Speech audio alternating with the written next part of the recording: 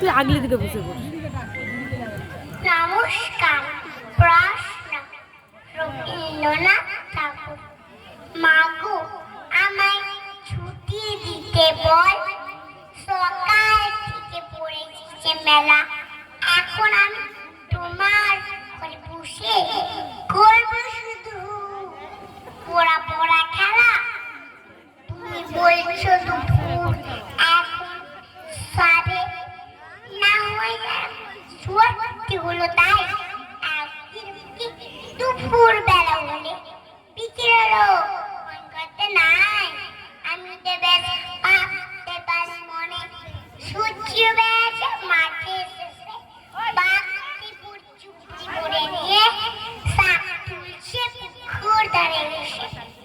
আধার হলো মাদার গাছের তলা, কাজ হয়ে এলো জল, হাটের দিকে সবাই মাঠের দিকে এলো চাষির দল। মন কান্না উঠলো সাজের তারা, মন কান্না সন্ধে হলো রাতের বেলা, দুপুর হলো